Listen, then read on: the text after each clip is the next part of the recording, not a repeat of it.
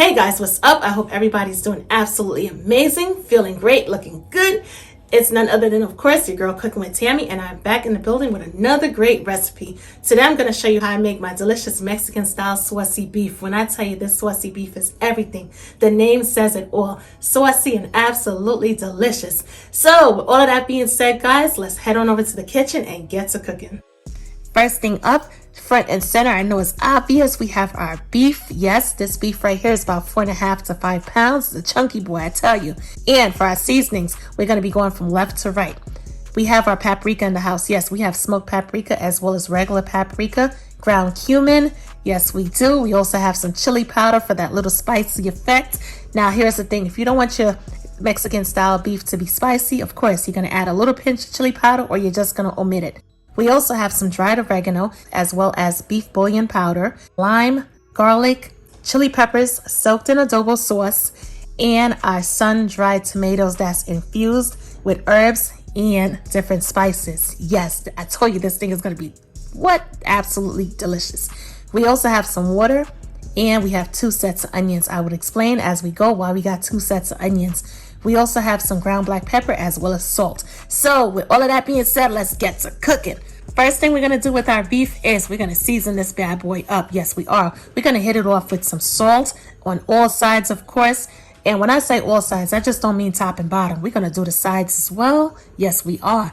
And once we get through with that, we're going to hit it off with some freshly cracked ground black pepper on all sides as well. Now, here's the thing. Even though we're using a big slab of meat, we're not going to hit it off with too much salt. Only because our beef bouillon does contain sodium, aka salt. So there's no need to go heavy with the salt. Once we're done, we're going to take our hands and pat it all in. Make sure it's set in there. Flip it on over. We're going to repeat the same process on the other side as well. Hit it off with that salt, ground black pepper. Take those trusty hands, pat it all in. Flip it on over, put it to stand up, salt and pepper. Once we're done, we're going to set our meat to the side because we want our flavors to soak in. We are going to work on infusing our oil. Using our Dutch pot right here. This bad boy right here is made of cast iron, so when it gets hot, it gets hot. What we're going to do is we're going to hit it off with some oil. Just a small drizzle is good enough. A small drizzle goes a long way. And we're also going to add our onions. We're not going to add all of the onions. Remember I said we got 2 sets of onions. We're just going to add the first set of onions. Break it on up, chop it up. And what we're trying to do is at this point in time is we're not really cooking the onions through, if that makes sense. We're just trying to infuse the oil with the flavors from the onion as well as our garlic, which I just added. We're going to add those onions and garlic in there, stir it up really good and make sure everything is well combined. And after about 3 minutes, our oil should be smelling really, really good. We're going to go in there with a slotted spoon. We're going to remove those onions as well as our garlic. And we're going to place it back into that bowl and set it aside once again. Now at this point, our oil is going to have those flavors from the onions and the garlic. It's now infused with that flavor.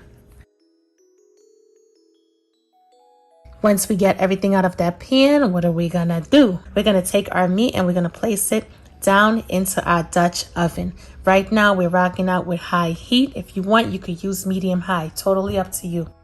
And we're going to allow this meat right here to sear. When I say sear, we want it to be nice and brown. Literally, when you take your finger and you go in there and you tap against it, you want to hear that little pop pop sound, if that makes sense. All right, so we're searing the meat really good, and this part should take about 5 minutes. In the meanwhile, while our meat is searing and doing its thing, it's time for us to blend up our spices. Yes, it's time for the fun part. So with that being said, if you don't have a magic bullet, a blender, or a food processor, no worries whatsoever. You're just going to add the ingredients to the meat and call it a day. It's not a problem. It's still going to be absolutely delicious. If you do have any one of these gadgets, we're going to start off with adding our sun-dried infused tomatoes to our container.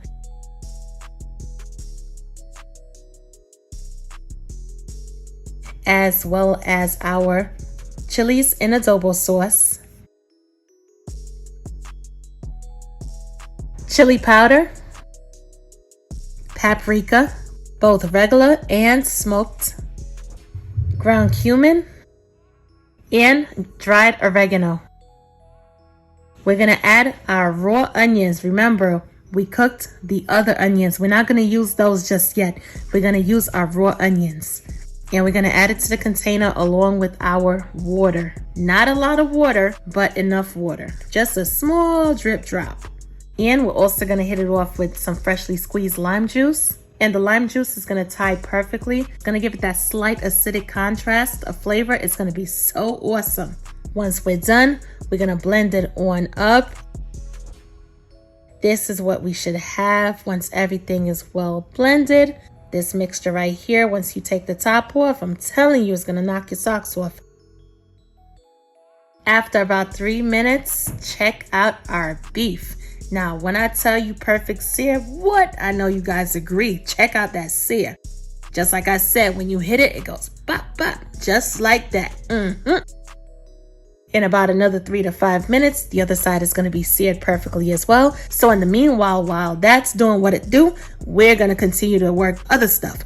So to that water, what we're going to do is we're going to add our beef bouillon. We're going to go in there with either a spatula or a spoon. We're going to stir it up really good, get all of those contents from the bottom. And once everything is nicely dissolved, we're going to check on our beef once again. And this side is seared perfectly as well. Now here's the thing, we're not going to stop here. We want to sear all sides. So we're going to put the beef to stand up because we want to get that sear along the sides as well. And once we're finished searing all 4 sides, all we got to do is take that delicious marinade and pour it onto the beef, just like this. Yes.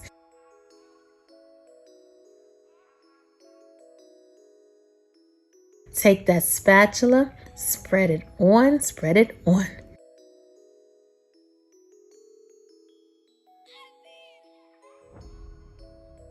And you're gonna add those perfectly pre-cooked onions to the top, just like that.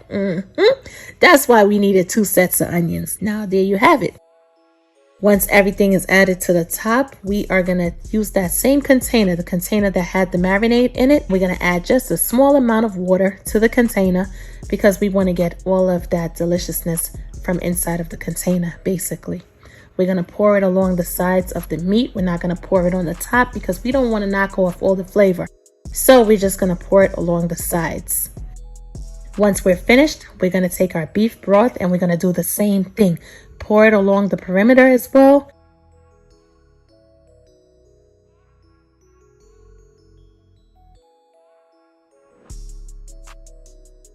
And once we're done, we're going to cover it on down and we're going to place it into our 400-degree Fahrenheit oven on the middle rack.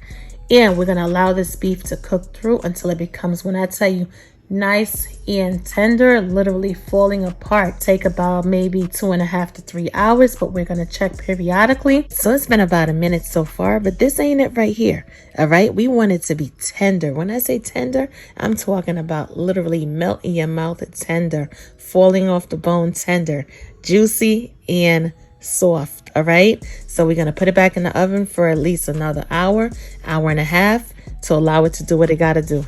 Once you're done, this is what you're going to have right here. When I tell you falling apart tender, come on now, perfectly seasoned. You have those chili peppers that was soaking in adobo sauce, not to mention our sun-dried tomatoes and herbs and infused oil. We're going to combine everything really good after we shred it because we want all our flavors mixed in. Once we're done, we're going to take, whether it be, let's see, a taco shell, whether it be hard or a soft taco, or even a burrito, and we're going to add our shredded meat to whatever it is that we prefer, whether it be white rice, brown rice, so on and so forth. But the main point is you have your Mexican style shredded beef ready to go and ready to be served up. With all of that being said, of course, I'm your girl cooking with Tammy, and I will catch you guys in another video. Talk to you later. Enjoy.